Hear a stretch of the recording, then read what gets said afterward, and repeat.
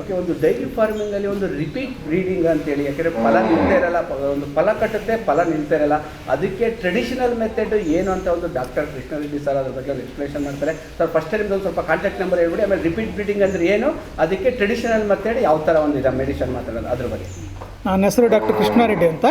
ನಂದು phone number 7760966800. ಈಗ repeat breeding ಅಂದರೆ ಏನು ಸರ್ ಅದು?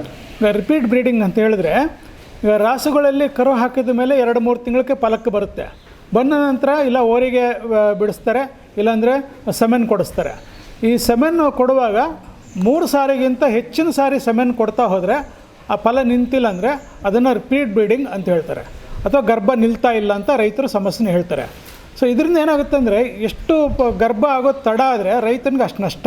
ಯಾಕೆಂದರೆ ಹಾಲು ಉತ್ಪಾದನೆ ಕಡಿಮೆ ಆಗುತ್ತೆ, ಮೇಯಿಸೋದಂತ ಮೇಯಿಸ್ತಾ ಇರಬೇಕು, ಇಳುವರಿ ಇರಲ್ಲ, ಉತ್ಪಾದನೆ ಇರಲ್ಲ, ಲಾಭ ಇಲ್ಲದೆ ಇರೋದನ್ನ ನಷ್ಟಕ್ಕೆ ಉಂಟಾಗ್ತಾರೆ. ಸುಮಾರು 100-25% ರಾಸುಗಳೆಲ್ಲ ರೈತರಲ್ಲಿ ಈ ಗರ್ಭ ಧರಿಸದೇ ಇರತಕ್ಕಂಥ ಸಮಸ್ಯೆ ಜಾಸ್ತಿ ಇದೆ. ಸೊ ಇದನ್ನು ಯಾರಿಗೂ ಕಾಯ್ದೇನೆ ಮನೆಯಲ್ಲೇ ಯಾವ ರೀತಿ ಔಷಧಿ ಮಾಡಿಕೊಂಡ್ರೆ ಫಲ ನಿಲ್ಲದೆ ಇರೋವಾಗ 2-3 ಸಾರಿ ಸೆಮೆನ್ ಕೊಡಿಸಿ ಫಲ ನಿಲ್ಲಿಂತಲ್ಲ ಅಂದರೆ ಮನೇಲಿರ್ತಕ್ಕಂಥ ಔಷಧಿನ ನಾವು ಟ್ರೀಟ್ಮೆಂಟ್ ಸ್ಟಾರ್ಟ್ ಮಾಡ್ಬೋದು. ಏನು ಫಲ ನಿಲ್ತಾ ಇರಲ್ಲ? ಯಾಕೆ ಫಲಕ್ಕೆ ನಿಲ್ಲಂತ 3 ಕಾರಣ ಇರುತ್ತೆ. ಒಂದು, ಪೋಷಕಾಂಶಗಳ ಕೊರತೆ. ಕರು ಹಾಕಿದ ಮೇಲೆ 3 ತಿಂಗಳ ಅವಧಿಯಲ್ಲಿ ಸರಿಯಾದ ಪೋಷಕಾಂಶಗಳು ಕೊಡಲಿಲ್ಲ ಅಂತ ಹೇಳಿದ್ರೆ ಅದು ಬೆದೆಗೆ ಬರೋದಿಲ್ಲ, ಇಲ್ಲ ಬಂದರೂ ಕೂಡ ಗರ್ಭಕೋಶದಲ್ಲಿ ಮೊಟ್ಟೆ ಬೆಳವಣಿಗೆ ಆಗಿಲ್ಲ ಅಂತ ಹೇಳಿದ್ರೆ ಅದು ಫಲ ನಿಲ್ಲೋದಿಲ್ಲ, ಫಲ ರಿಪೀಟಿಗೆ ಬರ್ತಾನೆ ಇರ್ತದೆ. ಎರಡನೇದು, ಹಾರ್ಮೋನಲ್ ಇಂಬ್ಯಾಲೆನ್ಸ್ ಹೇಳ್ತೀವಿ ನಾವು. ಅಂದರೆ ಒಂದು ಫಲಕ್ಕೆ ಬರೋದು ಮತ್ತು ಗರ್ಭ ಕಟ್ಟೋದು, ಇದಕ್ಕೆ ಕೆಲವು ಶರೀರದಲ್ಲಿ ಈ ಪಿಟ್ಯೂಟರಿ ಗ್ರಂಥಿ ಮತ್ತು ಗರ್ಭಾಶಯದಿಂದ ಕೆಲವು ಹಾರ್ಮೋನುಗಳು ಸೆಕ್ರೆಟ್ ಆಗ್ತವೆ. ಆ ಹಾರ್ಮೋನುಗಳ ಇಂಬ್ಯಾಲೆನ್ಸ್ ಅಂತ ಹೇಳ್ತೀವಿ ನಾವು.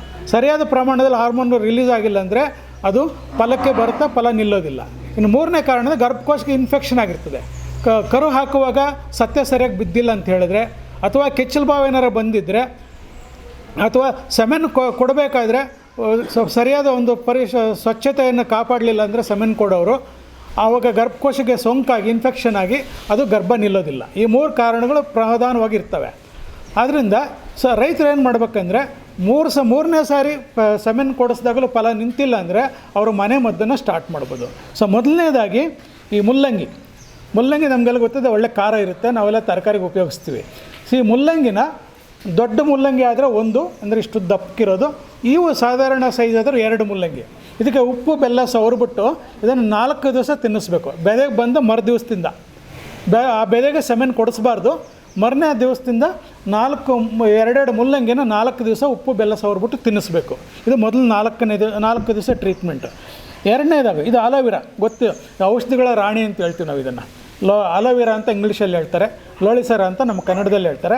ಈ ಥರ ಗಿಡದಿಂದ ಬಿಡಿಸ್ಕೋಬೇಕು. ಇದನ್ನು ಒಂದು ಮೊಳಕೈ ಉದ್ದ ಇರಬೇಕು, ಕರೆಕ್ಟ್ ಸೈಜ್, 1/4 kg ಅಷ್ಟು ತೂಕ ಬರುತ್ತೆ. ಇದು ಮುಳ್ಳನ್ನು ಮಾತ್ರ ತೆಗಿಬೇಕು. ಇದರಲ್ಲಿ ತೆಗೆದುಬಿಟ್ಟು ಇದನ್ನು ಪೀಸ್ ಮಾಡಿ ಮಿಕ್ಸಿಗೆ ಹಾಕ್ಕೋಬೋದು.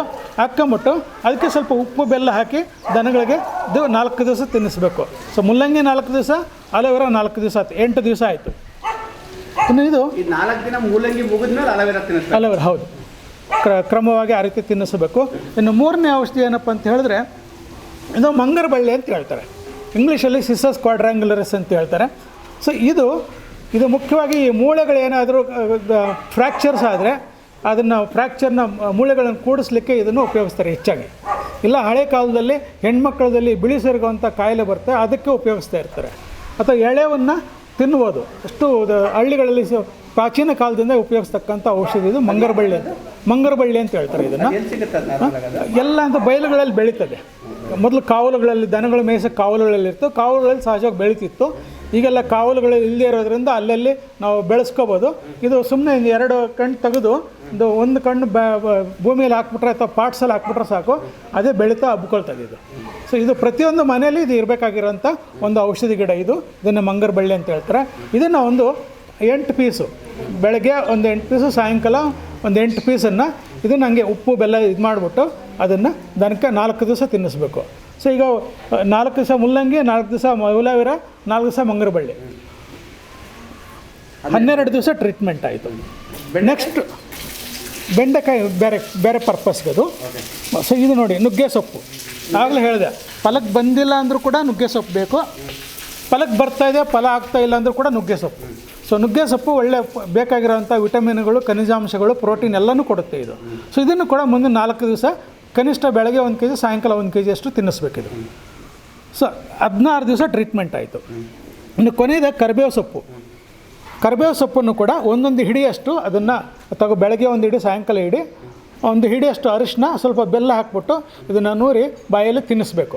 ಸೊ ಕೊನೆಯಲ್ಲಿ 5 ದಿವಸ ಈ ರೀತಿ 21 ದಿವಸ ಟ್ರೀಟ್ಮೆಂಟ್ ಮಾಡಿದ ನಂತರ ಅದು ಗರ್ಭಕೋಶದಲ್ಲಿ ಏನಾದ್ರು ದೋಷ ಇದ್ದರೂ ಕೂಡ, ಈ ಹಾರ್ಮೋನಲ್ ಇಂಬ್ಯಾಲೆನ್ಸ್ ಇದ್ದರೂ ಕೂಡ, ಪೋಷಕಾಂಶಗಳ ಕೊರತೆ, ಈ ಮೂರನ್ನು ನಾವು ಸೇರಿಸ್ಕೊಂಡು ಈ ಒಂದು 21 ದಿವಸ ಮನೆಮದ್ದುಗಳು ಮಾಡಿಕೊಂಡ್ರೆ ಸೊ 100ಕ್ಕೆ ಒಂದು 70 ಭಾಗ ದನಗಳಲ್ಲಿ ಅದು ಫಲ ಮತ್ತೆ ರಿಪೀಟ್ ಆಗೋದನ್ನು ನಿಲ್ತದೆ.